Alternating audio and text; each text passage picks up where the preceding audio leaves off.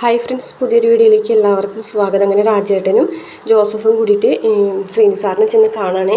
എന്നിട്ട് രാജേട്ടൻ പറഞ്ഞിട്ടുണ്ട്, എന്നാലും വിക്രത്തിനോട് അങ്ങനെ പറയണ്ടായിരുന്നു സാർ. വിക്രത്തിന് സാറിന് പറഞ്ഞ ജീവനല്ലേ. ഇവിടുന്ന് പോയി കഴിഞ്ഞാൽ അവന് നല്ല രീതിയിൽ ജീവിക്കാൻ പറ്റില്ല. ഇവിടുന്ന് പോയാൽ അവന് സന്തോഷവും സമാധാനം ഉണ്ടാവില്ല. വിക്രത്തിന് എന്തിനാണ് തള്ളിപ്പറഞ്ഞതെന്ന് പറയുമ്പോൾ ശ്രീനിസാർ പറയുന്നത്, തള്ളിപ്പറയേ ഞാൻ അവൻ്റെ തള്ളിപ്പറഞ്ഞതോ വേണ്ടാന്ന് വെച്ചതൊന്നുമല്ല. അവൻ്റെ അച്ഛൻ്റെ വിഷമം എനിക്ക് മനസ്സിലാവുന്നുണ്ട്. അവൻ്റെ അച്ഛനും അമ്മയും അവൻ്റെ ഒരു ഗുണ്ടയായി ജീവിക്കരുതെന്ന് ആഗ്രഹിക്കുന്നുണ്ട്. അത് ഏതച്ഛനമ്മയാണ് ആഗ്രഹിക്കാത്തത്? അതുകൊണ്ടാണ് ഞാനങ്ങനെ അവനോട് പറഞ്ഞത്. അല്ലാതെ അവനെ കളഞ്ഞിട്ടൊന്നുമില്ല, തള്ളിക്കളയേയില്ല എന്ന് പറയുകയാണേ. അപ്പോൾ ജോസഫും പറയുന്നുണ്ട്, അതുപോലെ തന്നെ കൂടെ ഉള്ളൊരു അണിയും പറയുന്നുണ്ട്, അങ്ങനെയാണെന്നുണ്ടെങ്കിൽ അവനൊന്ന് ഉപദേശിച്ച് വിട്ടാൽ പോരെ എന്ന് ചോദിക്കുകയാണ്. അല്ലാതെ ഇങ്ങനെ പറഞ്ഞപ്പോൾ അവന് ഭയങ്കര വിഷമമായി എന്നാണ് തോന്നുന്നത് എന്ന് പറയാണ്.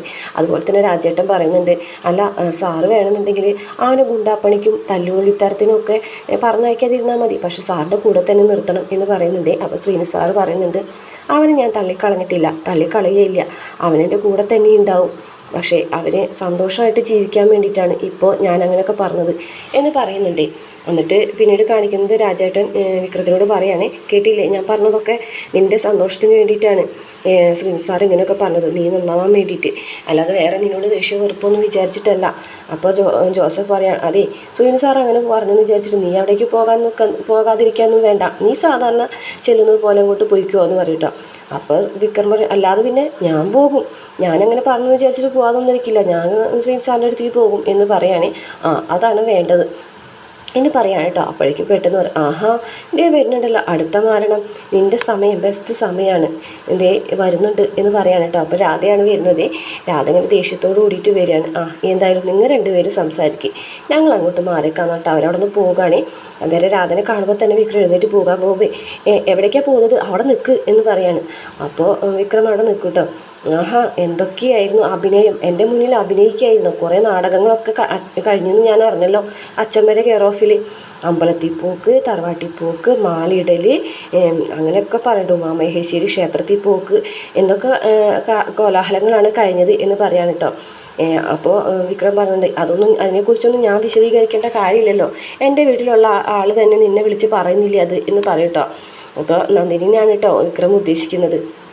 അതെ, അതൊക്കെ തന്നെയാണ്. അപ്പോൾ വിക്രമേട്ടൻ എൻ്റെ മുന്നിൽ അഭിനയിക്കായിരുന്നു എന്നൊക്കെ ചോദിക്കുകയാണേ രാധ.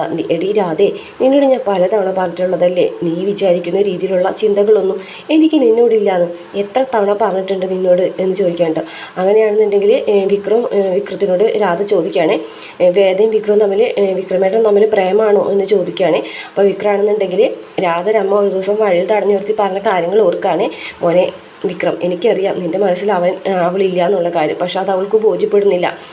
പക്ഷേ നീ അത് പറഞ്ഞ് മനസ്സിലാക്കി. ഞാൻ എങ്ങനെ പറഞ്ഞ് മനസ്സിലാക്കാനാണ്, എന്നെക്കൊണ്ട് പറ്റാവുന്ന രീതിയിലൊക്കെ ഞാൻ പറഞ്ഞ് മനസ്സിലാക്കിയില്ല ചേച്ചി.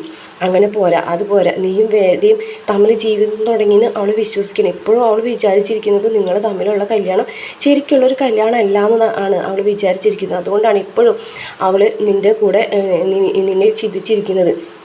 നിന്നെ അവൾക്ക് വെറുപ്പാവണം, നിൻ്റെ പേര് കേട്ടാൽ പോലും ശപിക്കുന്ന രീതിയിലേക്ക് അവൾ മാറണം, അതെനിക്ക് മോനാക്കി തരണം എന്ന് പറഞ്ഞിട്ട് പറയുന്നൊരു കാര്യം ഓർക്കുകയാണേ. അന്നേരം വിക്രം പറയുന്നുണ്ട്, അതെ ഞാൻ നിന്നോടൊരു കാര്യം പറയാണ്, എനിക്ക് വേദ ഇഷ്ടമാണ് എന്ന് പറയുകയാണേ. വേദ ഇഷ്ടമാണെന്ന് പറഞ്ഞതോട് കൂടിയിട്ട് അത് ആകെ ഞെട്ടിപ്പോവുകയാണേ. നീ പറഞ്ഞതുപോലെ തന്നെ എനിക്ക് വേദയുടെ പ്രേമമാണ്, നീ സാഹചര്യം മനസ്സിലാവാതെയാണ് ഇപ്പോൾ ഈ പറയുന്നതൊക്കെ. ഇനി അങ്ങോട്ടുള്ള ജീവിതകാലം മുഴുവനും വേദ എൻ്റെ ഭാര്യയായിട്ട് എൻ്റെ കൂടെ തന്നെ ഉണ്ടാവും എന്ന് പറയുകയാണേ. അന്നേരം രാധര കണ്ണൊക്കെ ഇങ്ങനെ നിറഞ്ഞൊഴുകയാണ്. അപ്പോൾ വിക്രം പറയുന്നുണ്ട്, ഇനി മേലിൽ നീ എൻ്റെ പേരും പറഞ്ഞ് നടക്കരുത്, എന്താ മതിയോ എന്ന് ചോദിക്കുകയാണ്. രാധ ഒന്നും മിണ്ടാതെ കരഞ്ഞുകൊണ്ട് നിൽക്കുക തന്നെയാണ് കേട്ടോ. എന്നിട്ട് വിക്രം പറഞ്ഞിട്ട്, വേദന മാത്രമേ എനിക്കിനി സ്നേഹിക്കാൻ പറ്റുള്ളൂ, നിന്നോട് എനിക്ക് സ്നേഹമില്ല എന്ന് മാത്രമല്ല, നിന്നെ കാണുന്നത് തന്നെ എനിക്ക് ഇഷ്ടമല്ല, നിന്നെ കാണുന്നത് തന്നെ എനിക്ക് വെറുപ്പാണ്. നിന്നോട് ഞാൻ എത്ര തവണ പറഞ്ഞിട്ടുണ്ട്, നിന്നോട് എനിക്ക് അങ്ങനെ ഒരു ഇഷ്ടമോ പ്രണയമോ പ്രേമോ ഒന്നുമില്ലാന്ന്. എൻ്റെ പ്രേമം മുഴുവൻ ഇപ്പോൾ വേദയോടാണ്. ആദ്യമൊക്കെ വേദ എന്നെ ഇഷ്ടമല്ല എന്നാണ് ഞാൻ കരുതിയിരുന്നത്, എനിക്ക് വേദന ഇഷ്ടമായിരുന്നു. പക്ഷേ പിന്നീട് ഇപ്പം എനിക്ക് മനസ്സിലായി വേദയ്ക്കും എന്നെ ഇഷ്ടമാണെന്ന്. രാധ കരഞ്ഞുകൊണ്ട് അവിടെ നിന്ന് ഇറങ്ങിപ്പോവുകയും അപ്പോഴേക്കും ജോസഫും രാജേട്ടനൊക്കെ വന്ന് പറയടാ, അതൊരു പാവാടാ, വെറുതെ എന്തെങ്കിലും പറഞ്ഞ് മനസ്സിലാക്കിയാൽ പോരെ, ഇങ്ങനെ പറഞ്ഞാൽ പിള്ളേരല്ലേ എന്തെങ്കിലും ചെയ്താലോ എന്നൊക്കെ പറയും. അവളങ്ങനെ മണത്ത ബുദ്ധി തരൊന്നും ചെയ്യൂല എന്ന് വിക്രം പറയേ. അപ്പോഴേക്കും ജോസഫ് പറയും, നിൻ്റെ ഒരു സമയം കണ്ടില്ലേ, അടുത്ത ആൾ വരുന്നുണ്ട് നിനക്കുള്ള പണിയുമായിട്ട് എന്ന് പറയും കേട്ടോ. നോക്കുമ്പോൾ വേദയാണ് കേട്ടോ വരുന്നത്.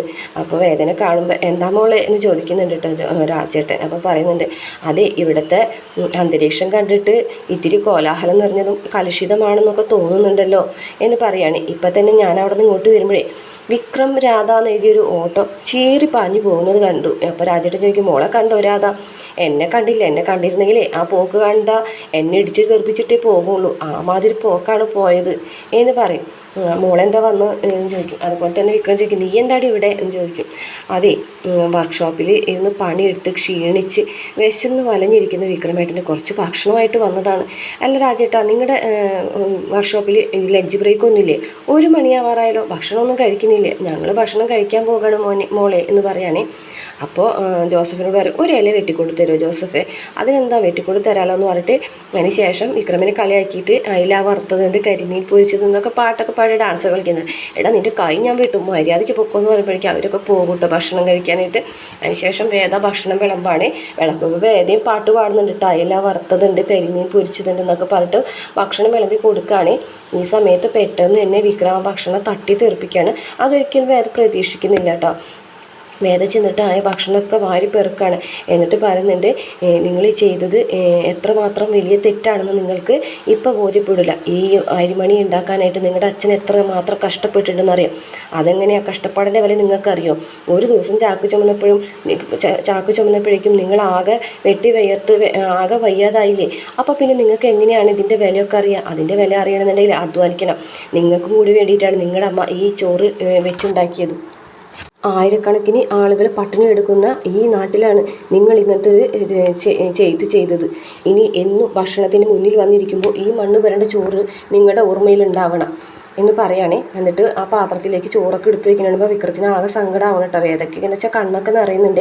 അത് കാണുമ്പോൾ വിക്രത്തിന് വിഷമമാവുന്നുണ്ട്, വേദയുടെ ഒരു സങ്കടം കാണുമ്പോൾ. എന്നിട്ട് പറയും, ഇതൊക്കെ എന്തിനാണ് പാത്രത്തിലേക്ക് ആക്കുന്നതെന്ന് വിക്രം വേദയോട് ചോദിക്കുകയാണേ. നിങ്ങൾക്ക് മാത്രമേ ഈ ചോറ് വേണ്ടാത്തതുള്ളൂ, വീടിൻ്റെ ഉമ്മറത്ത് വരുന്ന പട്ടികൾക്കും പക്ഷികൾക്കും ഒന്നും ഇതിനോട് വിരോധം ഇല്ല എന്ന് പറഞ്ഞിട്ട് ആ ചോറൊക്കെ ആ കവറിലേക്ക് തിരികെ ആക്കിയിട്ട് കൊണ്ടുപോകുന്നത് വിഷമത്തോട് കൂടിയിട്ട് വിക്രം ഇങ്ങനെ നോക്കിയിരിക്കുന്നുണ്ട്. പിന്നീട് കാണിക്കുന്നത് വിനായകൻ ഒരു പൊതിയായിട്ട് വരികയാണ് കേട്ടോ. പൊതിയായിട്ട് വിനായകൻ വന്നിട്ട് വാതിൽ തുറക്കുമ്പോൾ തന്നെ നന്ദിനിയാണെന്ന് ദേഷ്യത്തോടുകൂടി കലയോടി എന്നൊക്കെ പറഞ്ഞിട്ട് തലയിൽ ഇങ്ങനെ ഇട്ടിങ്ങനെ പിടിക്കണൊക്കെ ഉണ്ട് കേട്ടോ. എന്നിട്ട് പറയുന്നുണ്ട്, എന്താ നന്ദിനി എന്ന് ചോദിക്കുകയാണ് കേട്ടോ. അതേ എനിക്ക് ഞാനിവിടെ കേക്ക് കൊണ്ടുവന്നിട്ടെന്ന് പറയും. കേക്ക് മേടിച്ചിങ്ങോട്ട് വലിച്ചെറിയാണ്. നിങ്ങളുടെ ഒരു കേക്ക്, നിങ്ങൾ ആദ്യം ഞാൻ പറയുന്നത് കേക്ക് എന്ന് പറയും കേട്ടോ. എന്താ കാര്യം? അതേ എനിക്ക് മനസ്സമാധാനം ഇല്ലാണ്ടായി അവൾ കാരണം ഇത്രയും പ്രശ്നങ്ങളുണ്ടായത്. ആര്? വേദ കാരണം. അല്ലാതെ പിന്നെ നിങ്ങളെ അച്ഛൻ വഴക്ക് പറഞ്ഞത് വേദ കാരണമല്ലേ? നമ്മളെ തള്ളി പറഞ്ഞത് വേദ കാരണമല്ലേ? ഈ വീട്ടിൽ എനിക്കുള്ളൊരു സ്ഥാനം നഷ്ടപ്പെട്ടത് വേദ കാരണമല്ലേ അല്ലേ എന്ന് ചോദിക്കാൻ കേട്ടോ. അമ്മയ്ക്ക് പഴയതുപോലെ എന്നോട് സ്നേഹമില്ലാണ്ടായതും വേദകാരണമല്ലേ എന്നൊക്കെ ചോദിക്കാൻ കേട്ടോ. അപ്പോൾ വിനായകൻ ഇങ്ങനെ പറയട്ടെ, ഇവിടേക്ക് വട്ടായോ ദൈവമേ, ശരിക്കൊരു ഭ്രാന്തത്തിൻ്റെ പോലെയാണ് കേട്ടോ ആ സമയത്ത് നന്ദിനി പെരുമാറുന്നത്. അപ്പോൾ വിനായകൻ ഇങ്ങനെ മനസ്സിലാലോചിക്കുന്നുണ്ട്, ഇവിടേക്ക് എന്തോ പ്രശ്നമുണ്ട്. അതെ ഞാനൊരു കാര്യം ആലോചിക്കുകയാണ്.